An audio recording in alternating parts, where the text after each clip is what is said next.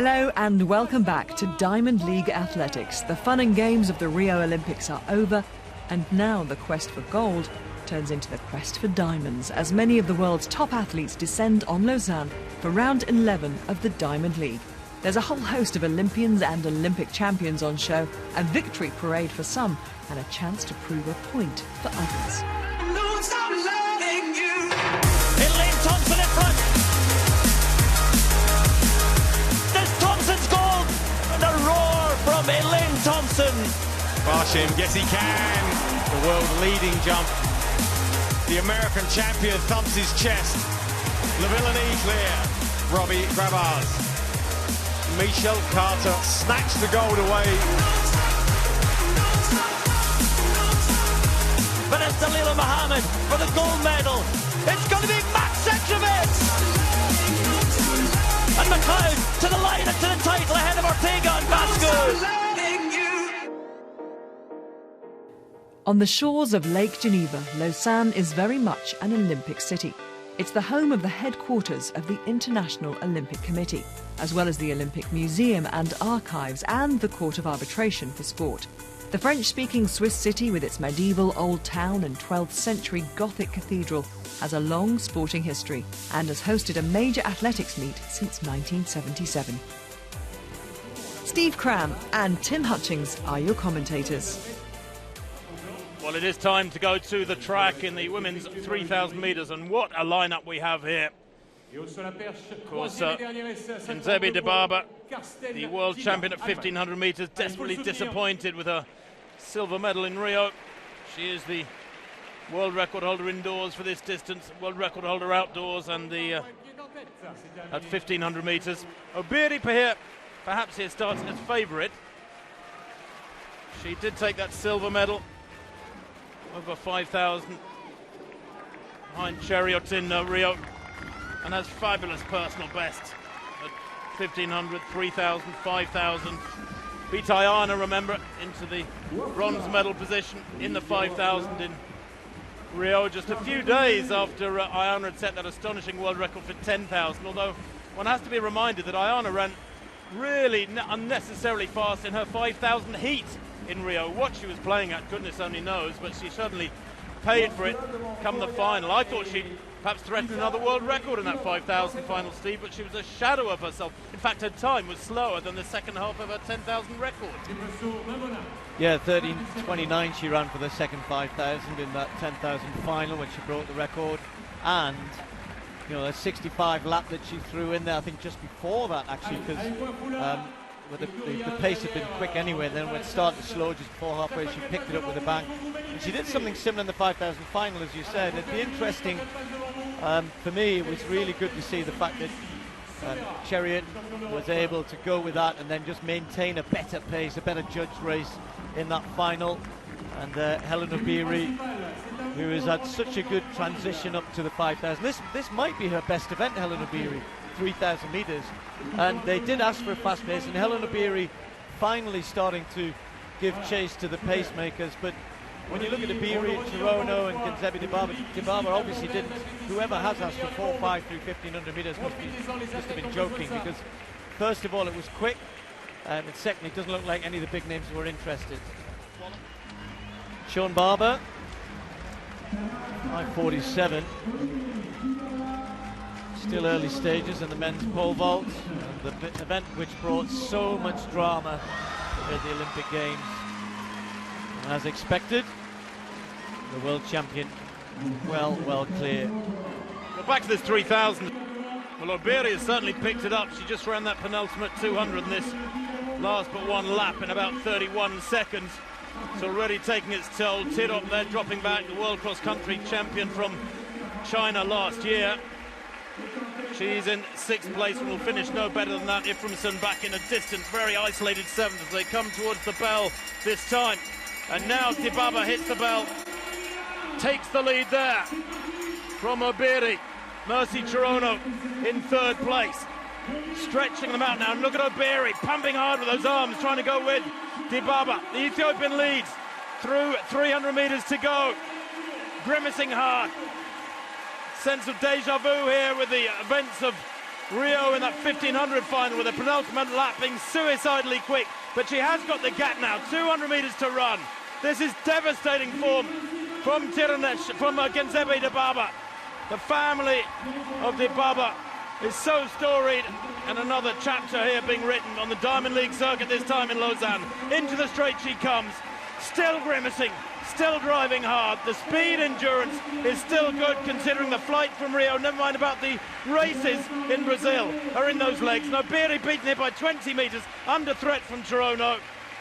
The last lap there I got at 57.3, they give 57.4, we'll let them have it.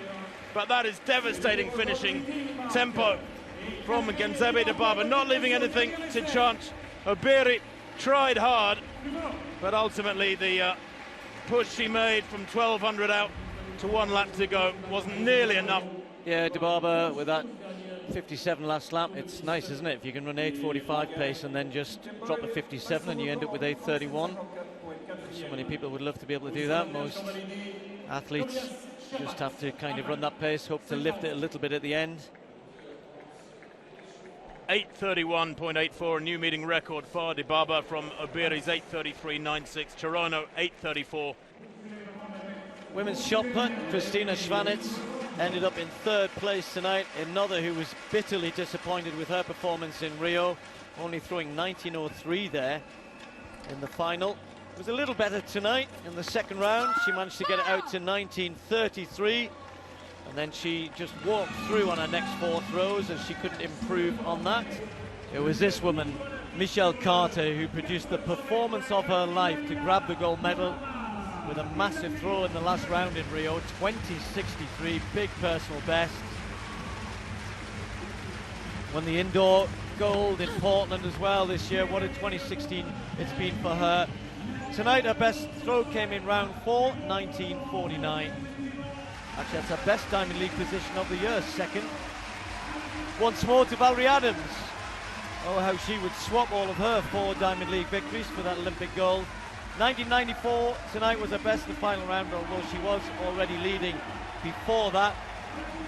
As I said, that gold in Rio went to Carter in the final round. And Adams missed her chance to be one of the first female athletes to win 3 Olympic titles in the same event. After the Olympic Games, there's always a very hard situation to try and come back up, but I'm happy with my performance tonight. I'm happy to win in front of a home crowd for me, so that's great. I love this meeting. Well, the men's 100 metres next on the track. Veteran Kim Collins goes in lane 3. 4 times 3rd in the World Championships. Joel Fearon, well, the big sprint surprise of this summer, 9.96 on the 30th of July for the Briton. He's only raced domestically so far this year.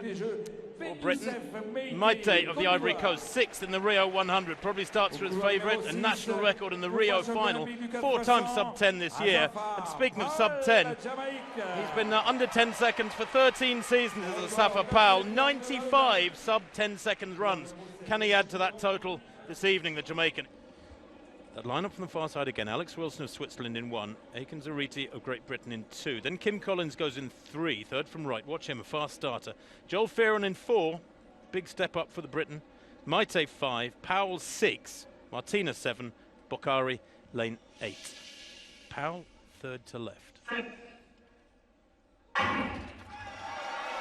Good start from Powell, really good start from Maite too in the orange shorts. Powell coming back at him now. Maite beginning to get away. Fearon having a good run too in the all black. But Powell's going to get it by half a metre from Maite. 9.97.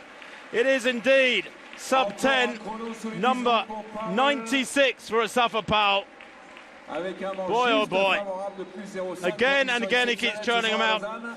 Even though his only major international title was a Commonwealth Games victory in Melbourne back in 2006, can you believe?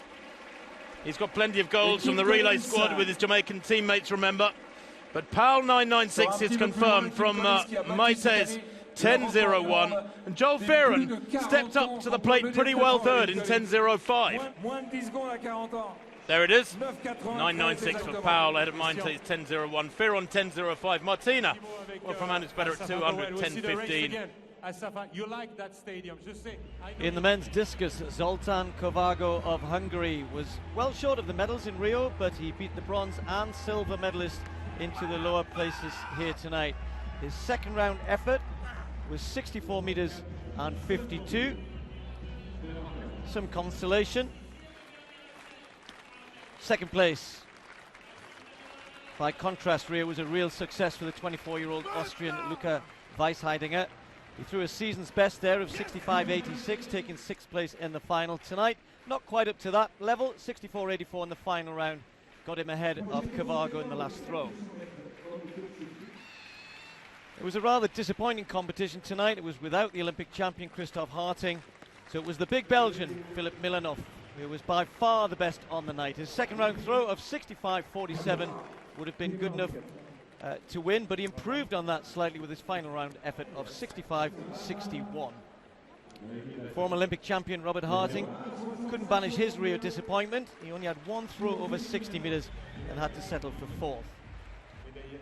Well, Ripakova then, Olympic champion back in 2012, 31 years old now, the bronze medalist in Rio. Good speed. Fabulous extension there in that middle phase. Fabulous middle phase. And that's a super final phase into the sand. That's certainly a lot better than our opener. 14.53.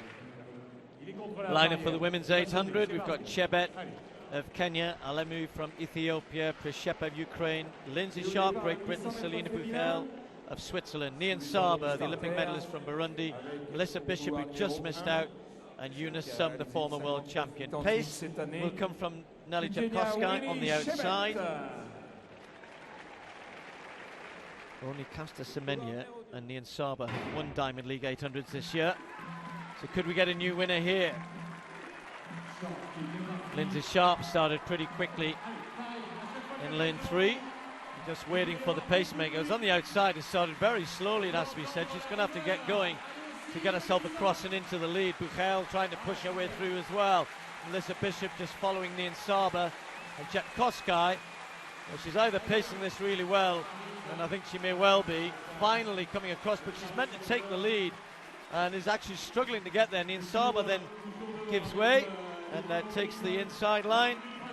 Jabkowski for a pacemaker. Tim looks as though she's sort of struggling to run a 58 first lap here, so they're all bunched up behind her. Well, I must admit, Steve, I was surprised when that 58-second halfway time was announced, because I thought it was on the slow side, and they are going to go through it a little bit quicker than that, I think. And I'm not surprised. These women are sharpened up and ready for something much quicker. And 57.95, well, it's almost spot on, but it is on the conservative side for so many of them. And look at Bishop being forced wide. Melissa Bishop being forced by the pacemaker, who, yes, was asked to go to 600, but she's not going quick enough and needs to get out of the way there. She is just getting in the way as others have to try and get past her. Buchel on the inside, Lindsay Sharp having to squeeze through as well. Eunice Sum has taken up a much better position. Prishepa also hovering. So Nian Saba, 200 to go, 128.65. Bishop on her shoulder, looking very dangerous. Nian Saba's very strong in the home straight though, but she's going to have to hold them off here. Bishop just a metre behind. Eunice Sum trying to attack on the outside. Buchel will take the inside line. But Nian Saba, the Olympic silver medalist, kicking away. Lindsay Sharp finishing quickly on the outside. She's not going to catch Nian Saba, but might get second, although Sum is just about going to hang on. Nian Saba wins it, Sum second. Lindsay Sharp in third. 157.8 the winning time. Well, a pretty straightforward race really. Nian Saba would have been the pre-race favourite. As I said, only she and Caster Semenya have won Diamond League races this year, the top two in the world. A better run by Eunice Sum there, and Lindsay Sharp doing what she's done so often this year, judging her effort pretty well and getting a well-deserved third place. Well, Nian Saba, very strong, as we said, in the home straight. Not quite negative splits, wasn't too far off it though. She herself around about 58.5 for both laps. Pretty good, putting a little bit of distance between herself and the others. Lindsay Sharp finishing quickly. Melissa Bishop looking a little bit tired there. She was in exactly the right position, but Nian Saba easily the best there. Well, Catherine Ibagwen, 5th round effort now for the Olympic champion.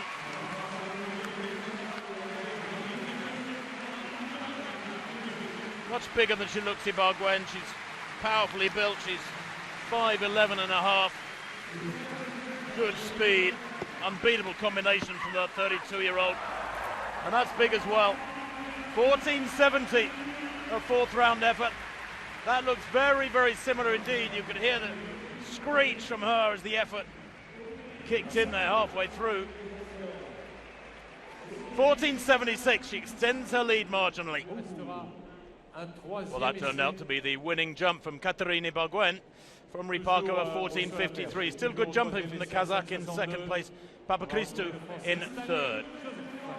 So first look at Renaud Lavillenie, and he won't want to remember Rio too much. Not only did he get beat, and he goes clear there at 5.62, he had the horrible experience of being booed by the crowd both during the competition and on the rostrum, and that was probably one of the low points of the Olympic Games, certainly in the athletics program, and something, as I said, he'll want to forget. Well, it wasn't a knowledgeable crowd, was it? And certainly that part of the evening they should have just been cheering their own hero, Tiago Braz da Silva, who won. Well, the lineup for the women's 100-meter hurdles. The top 7 in the world are from the USA. They totally dominate this event generally. And indeed, in Rio took, remember, a clean sweep, 1, 2, 3. So Brianne Rollins, Nia Ali and Christy Castlin. And that Rio, of course, it didn't even include the world record holder Kenny Harrison, who goes here in lane 5. There is Kenny Harrison, former NCAA champion. No major title yet. She was only 6th in the US Olympic trials in Eugene 6 weeks or so back. Missed out on the team for Rio, but broke that world record, remember, on the 22nd of July in London. Stowers goes beside her, Jasmine Stowers in lane 6th. Only 8th in the US Olympic trials. Cindy O'Philly, 4th in Rio. The sister, of course, of Tiffany Porter, and in lane 8 there, left a picture. Dawn Harper-Nelson, the Olympic champion in Beijing. Was that really 8 years ago? She's won here 3 times as Dawn Harper-Nelson. In 2012, 2013, and again last year. 32 years old. She's the most senior in this race by 4 years. Still going well. But what can Kenny Harrison do here? Ran 12.24 at Prefontaine Classic back in May, the end of May. Then that disastrous 6th of the US Olympic trials. Then the world record in London a month or so back in 12.20. She goes in 5. Simmons 2, Rodriguez 3, Nelvis 4, Harrison in 5 in the middle. Stowers 6, O'Philly, Harper-Nelson. Good start there from Kendra Harrison, leading at the moment, also going very well as Simmons to write a picture in the yellow strip. But here comes Kenny Harrison. Watch the clock. This is going to be another super fast time. It's very quick. 12.44. Wins by 2.5 meters. Very close to second and third there on the near side between Stowers, O'Philly, and Harper-Nelson. 12.42, in fact, there for Kenny Harrison. And that a time that only she and Brianna Rollins have managed this year. The disappointment of missing out on Rio, it will never be replaced by winning Diamond League, and it probably isn't replaced by running the world record, to be honest. But she still has plenty of opportunities ahead of her. And for the time being, you really can't see anybody getting close. There it is, 1, 2, 3 for the USA. Cindy O'Philly, 12.80 in 4th place behind Harrison, Harper-Nelson and Jasmine Stowers. Megan Simmons, who started so well for Jamaica, down in 7th. You know, I'm in shape, and I've been training hard for the last month. Watching the Olympics was making me work harder at practice, so, you know, I'm excited for the next 2 races to come. So Piotr Liszek of Poland then, perfect card so far. First attempt at 5.72 for the Olympic 4th placer. That's nice. Not a great deal to spare, I think, from that one. Can tell you that a lot of men went out at the previous height. Wojciechowski, Filipidis, Scherbat of Germany. But Liszek, the first to go clear at this height, and that might be significant, 5.72. So Sam Kendricks then, first attempt at 5.72 for the American. The bronze medalist, of course, in Rio. Took the silver in Portland at the World Indoors. That'll do. The makings of a great contest here. Lavillenie only came in at 5.62, remember, popped over that with no trouble. Sobera of Poland cleared 5.62 at the third time of asking.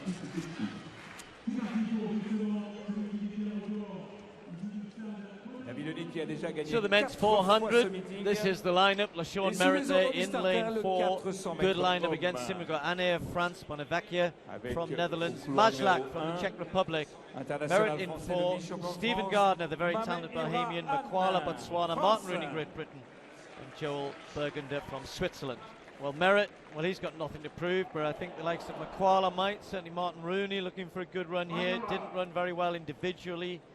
Probably could argue Majlak as well, not living up to his form. Rooney, don't forget, the European champion. Makwala, who's run so many fast times. Well, Merritt has got the better athletes to chase there. Stephen Gardner, this tall 20-year-old, lovely looking runner from Bahamas, outside Merritt. Makwala, as ever, started pretty quickly. Martin Rooney's gone hard through this first 200 metres. Majlak trying to keep pace in lane 3 as well. And Merritt looks as though he's just cruising this first 200 here as Makwala leads them into the top bend. Merritt trying to go with them. Bonavecchia coming through in lane 2 very quickly as well. And Martin Rooney's still in this race. Merritt with a little bit of work to do here.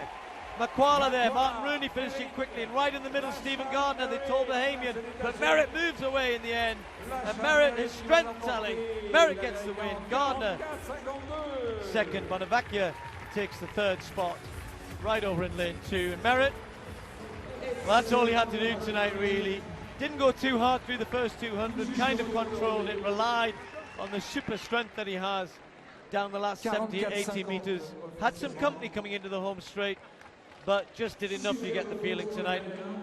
And all credit to Lausanne Merritt for being so strong down the home straight through the last 70. It is one of the strengths of his racing tactics, if you like, or strategy, as it is for Karani James. Again, well beaten in Rio to that silver medal. Well, a good win for him. It's actually his first Diamond League win since Rabat all the way back in May. So Lausanne Merritt, 44-5 getting the win. Gardner, good second place for him. Majlak and Rooney having to settle for 4th and 5th. Now, La Villenie, 5:72 for the world record holder, out-and-out world record holder. Oh, yeah. Now, there was daylight between the Frenchman and the bar. But La Villenie goes clear at 5:72. First attempt at 5:80 for Sam Kendricks, who shares the lead with La Villenie and Lischek. Sean Barber, remember, is down and out. We're down to 3. Barber failing twice at 5:72, once at 5:80. Now 5:80 for Kendricks. Oh yes, and well clear too, the American. Silver indoors in Portland, bronze in Rio, and who knows what ahead of him. Lischek, incidentally, has had one failure already. He jumps before Kendricks, so Kendricks now holds the lead. Next up is the women's 100 metres, featuring Jamaica's newest double Olympic sprint champion, Elaine Thompson. She stormed to double gold in Rio, winning the 100 and 200 metres, just like the great man and Jamaican teammate Usain Bolt. Can she emulate him again and dominate every sprint race she enters? Well, speaking of a little bit of bother, Elaine Thompson goes in lane 4. She's likely to give the rest of this field a little bit of bother in the women's 100 metres. She is, of course, the Jamaican, the double champion. What a sprint double it was in Rio from the 24-year-old. Good lineup, though. She's going to be tested here. There's Elaine Thompson, goes in lane 4. The Olympic champion at 100 and 200 metres. Won the double at the Jamaican Championships earlier in the summer. That, I guess, was warning enough. Women's 100 metres then, here in Lausanne. Kinnison, Williams, Prandini in 3. Elaine Thompson, the Olympic champion, in 4. Talu in lane 5, the 4th placer in Rio. Veronica Canberra-Brown 6. Kambunji 7. Henry in lane 8.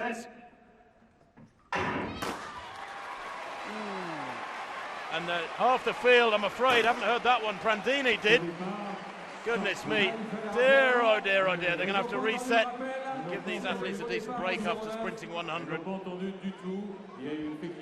Well, Tim, when it happens, you know, it's loud, the crowd are cheering, and the false start gun was, you know, we can hear it on our headphones on the mic. It might not have been so audible. The reaction times come up, and not one of them appears to have an illegal reaction time. I'm just looking at that. Poor old Prandini, Steve, must be wondering, am I going nuts? What was there? There was a second gun, wasn't there? Nobody on our CIS system, the computer system we have in these commentary booths, is indicated as having a full start time. But that has to be rerun, so there's going to be a little bit of a wait here.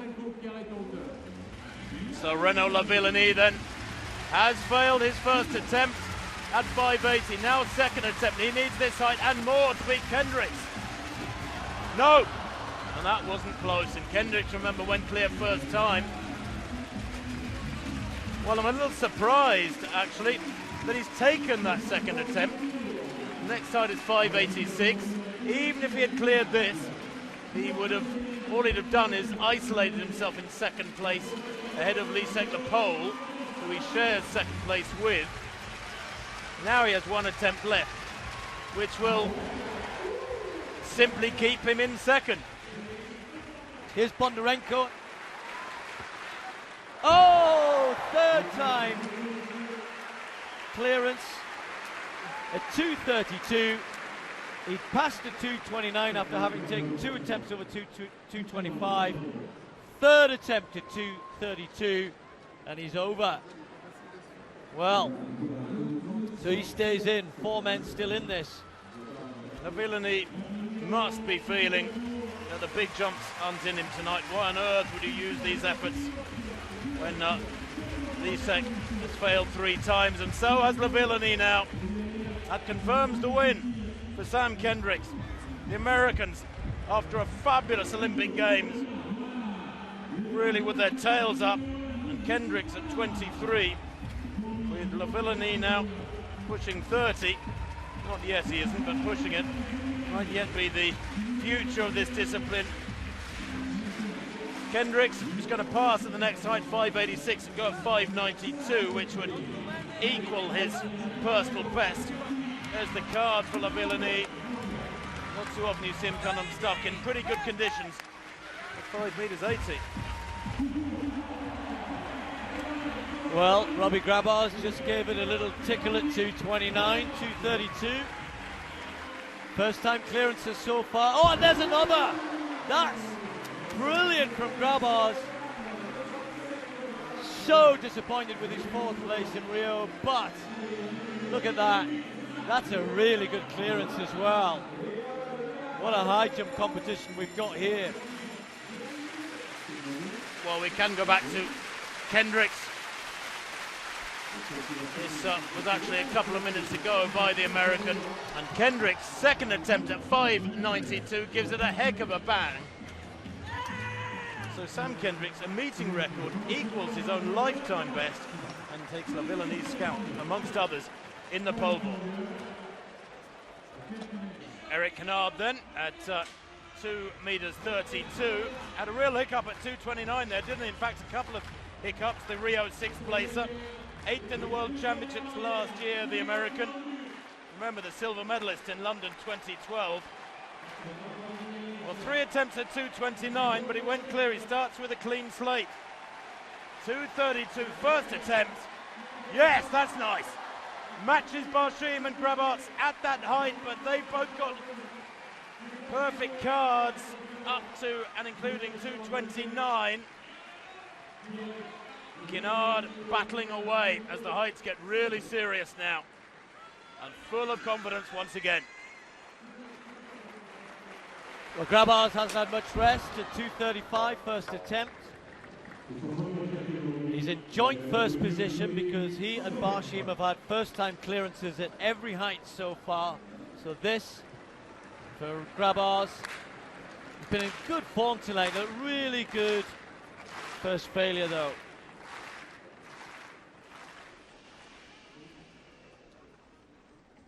So, this is where maturity and experience kick in. They've got to put that previous run out of their minds. If they can't put it fully out of their legs.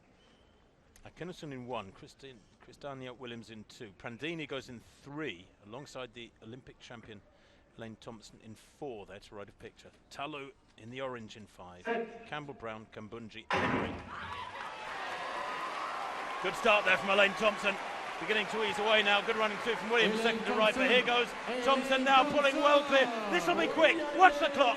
10:79. Wow. 3 metres to the good.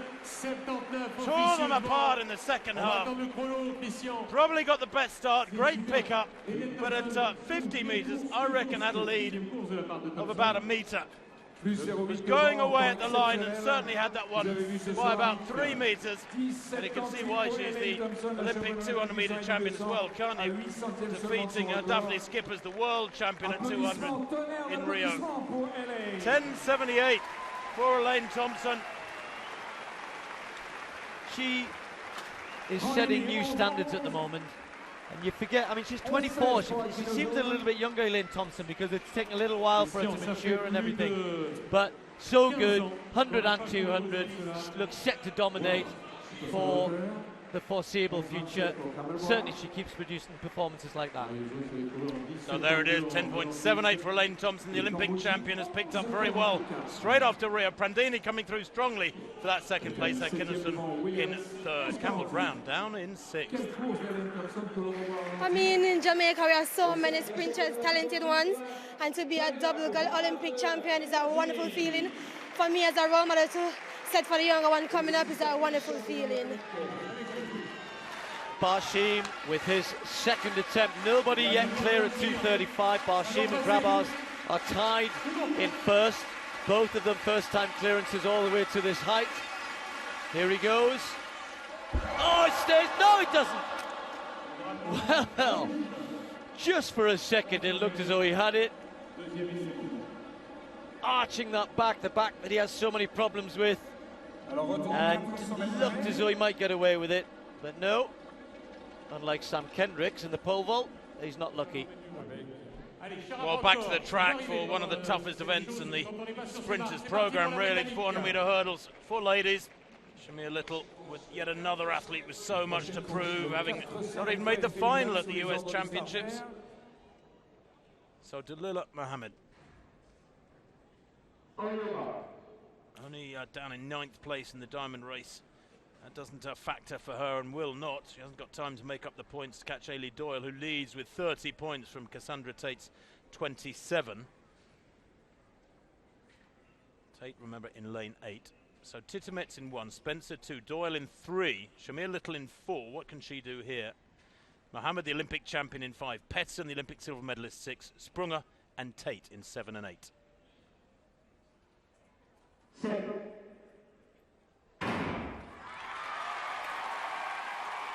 Well, she's gone off very quickly, has Dalila Mohammed. She's already well up on Sarah Pedersen. Goodness me.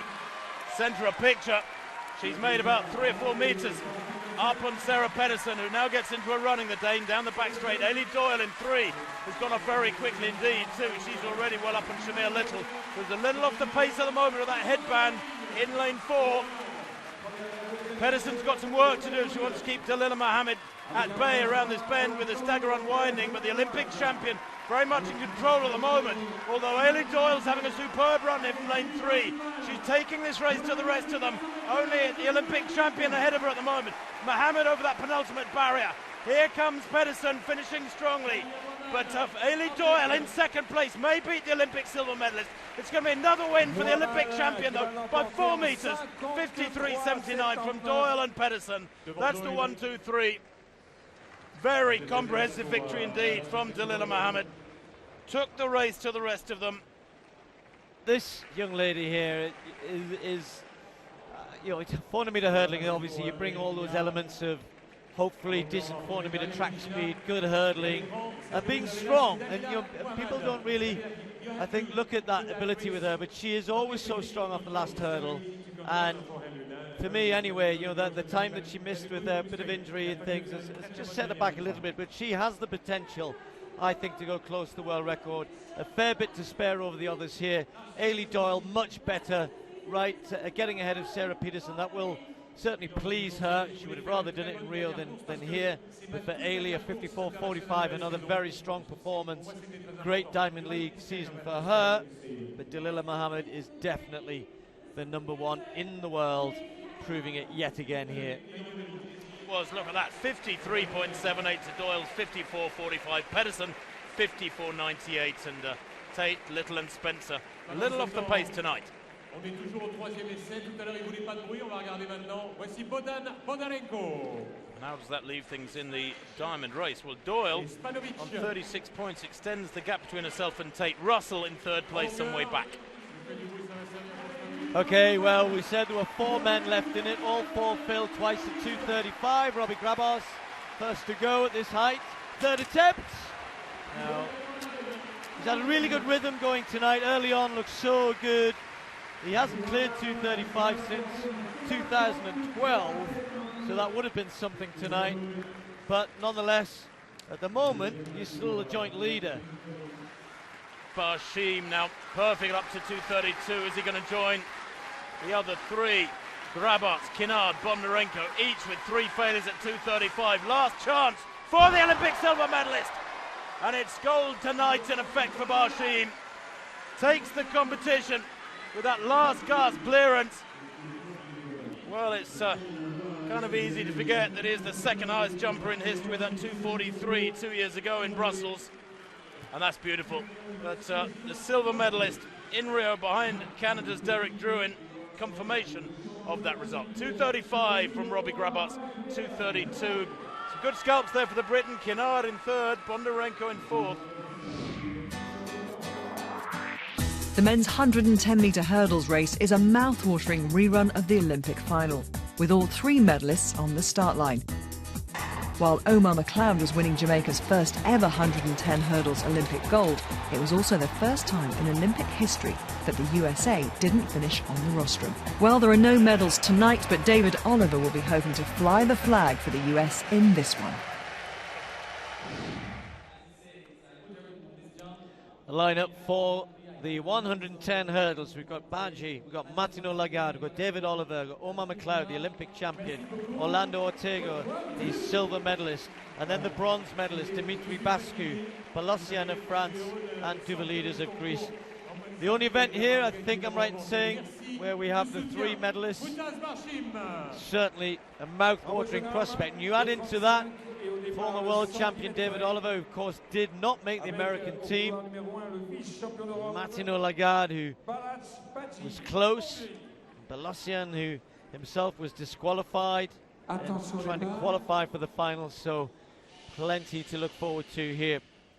McLeod in lane 4, Ortega in lane 5, Bascu in lane 6. There's the 3 medalists. David Oliver in lane 3. Cleanly away this time. McLeod gets a very good start. So does Bascu, going well.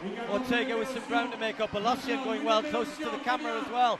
It's Bascu there, but right through the middle. Here comes Ortega. Ortega gets it from McLeod. 13.12. It was only the last 2 flights of hurdles that Ortega and McLeod got themselves in front of the 2 Frenchmen who had started so well.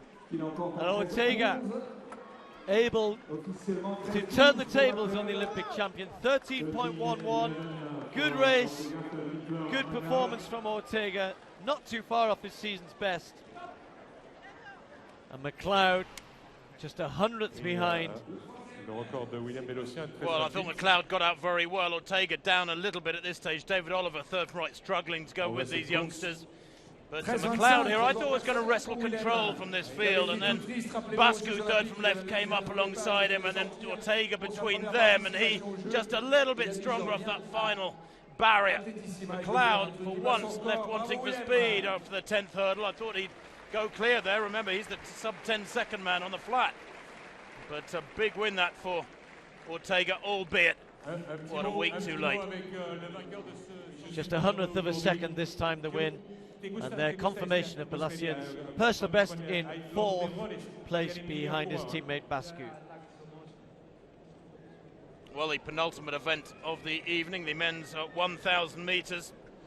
The world best is only 2:17 this year. It's a strong field, this too. Philip Ingebrigtsen, of course, the European champion in Amsterdam, making his debut over 1,000 here, but what a field it is. Silas Kiplagat, Lewandowski, Matthew Centrowitz, the Olympic champion at 1,500 metres in Rio. Asbel Kiprop, so disappointing by his standards, finished 6th in that Rio 1,500. Ayanle Suleiman, the world indoor record holder for 1,000 metres, goes in this field. Only 3 men have ever gone under 2:13. Steve Cram beside me is one of them. That world record stands at 2:11.96 by Nguyen Yen back in 1999 in Rieti. But they're looking here for 53 seconds flat for the first 400. It needs to be quick. Rotich looks to me like he's gone off a little bit on the slow side, so they settle down in this home straight. They go through 200 there, and about 26 seconds flat, may be about right. Be interesting to see, Steve, whether or not Kiprop can bounce back, the 2008 Olympic champion. The Kenyans in that Olympic 1,500 final, only 6th and 13th. Kwemoy, remember, back in last place in the final. It's an awkward race to get right, isn't it, the 1,000, with that middle ground between 800 and 15.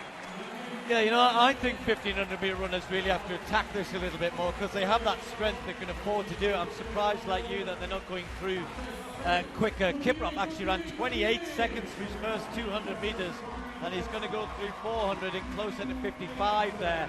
See how far back he is. There he is in the blue. One or two others hanging around him.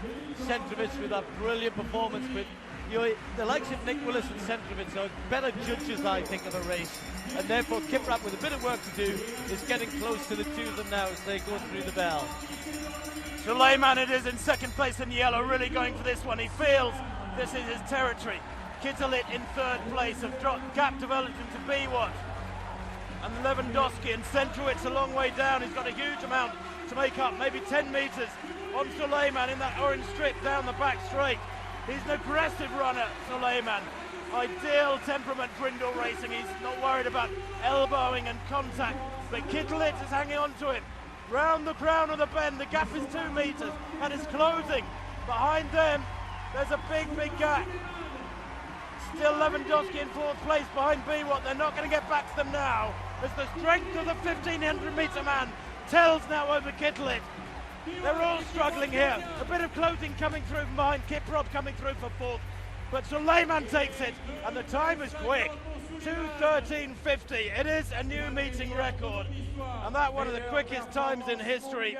Indeed, it's the 5th fastest time ever by Suleiman. Consolation of sorts for just finishing outside the medals in Rio. You see, Suleiman had a go, and he got himself in it. Even though they didn't feature in the race at all, really. Centrowitz 6th in 2:16.67, setting a personal best. Kip Koech in 7th place, 2:16.68, a personal best. Lewandowski, a Polish national record. There it is, Suleiman winning the 1,000 metres from Biwat and Kitalit. Kiprop making it a 2:34 for Kenya. Centrowitz down in 6th place. I think he can be excused that moderate run by his standards, although a pretty big personal best, I have to say.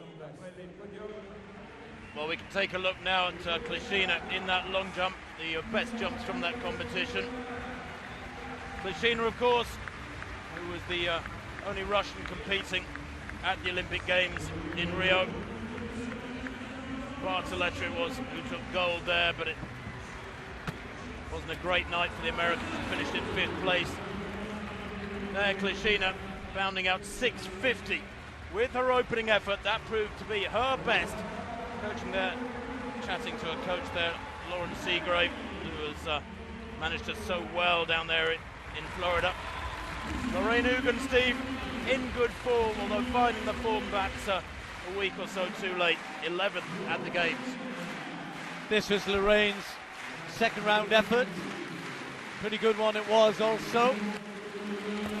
Going all the way out there to 6:71. She might have had another one of that sort of length, but her hand or other part of her leg made a mark in the sand, but 6:71 her best on the night. And then Spanovic, Tim, as ever, coming out on top. Say as ever, it's been a great year for her. Well, hasn't it? Yes. Spanovic, twice World Championships bronze medalist, and now an Olympic bronze medalist after Rio. Her best coming in the second round after an opener at 6.79. That 6.83 took the win. She passed her fourth and fifth rounds, perhaps feeling the fatigue. But the Serb taking the win in Lausanne ahead of Ugen and Klishina. So one more event to go on the track. 200 metres, we do have a withdrawal. That's Aaron Brown. That's sadly a very talented Canadian not starting. So big opportunity for the likes of Rhys Prescott of Great Britain in lane 8, a 20-year-old. Whether he can live with the big names here. Martina, who missed out, of course, by the smallest of margins. They were all chasing Bolt home, and it was Christophe Lemaitre who got the nod in there. Adam Jamili of Great Britain just missing out. Martina just missing out. All came down to thousandths of a second. Good start there by Alonso Edward in lane 6, already up at Martina. Inside him, Sakonas trying to keep going. Then we've got the gap there. But at the moment, it's Alonso Edward and Girandi Martina between them with Forte trying to get back there. But Girandi Martina trying to forge away, and he manages to do it. Martina gets it. 1983. Well. That is a new personal best, a new national record, replaces the one he ran here by 200ths of a second in 2012. 19.83. He loves it here, doesn't he? Absolutely loves it here. Alonso Edward inside 20 seconds as well. It's been taken down 100 to 1981. Forte with a season's best in third, but goodness me. That is one of the races of the night. There you can see confirmation of it. 19.81, a new national record. Alonso 1992. Prescott 20.38, new personal best for him. There were understandably some tired arms and legs in Lausanne tonight, but nonetheless there was a good few standout performances. Elaine Thompson perhaps had more reason to be tired than most after her 2 golds and a silver in the relay in Rio, but somehow she still found the energy to produce an incredibly fast win in 10.78 in the 100 metres. From a British perspective, 3 medal hopefuls who were disappointed in Rio found some mental strength to produce some very good second places. Ailey Doyle, strong as ever in the 400 hurdles.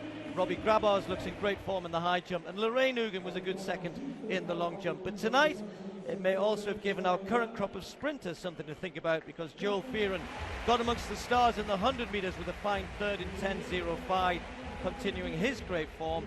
And young Rhys Prescott ran a big 200 personal best, and tonight he is one who will go away very, very happy from Lausanne. Rio is over, but we move on. Well, that's it from Lausanne, but coming up next on the BBC, it's the Rugby League Challenge Cup final, where Hull FC and Warrington Wolves meet in the Wembley showpiece for the very first time. And there's more Diamond League action tomorrow on BBC Two, with highlights of tonight's Diamond League meeting in Paris.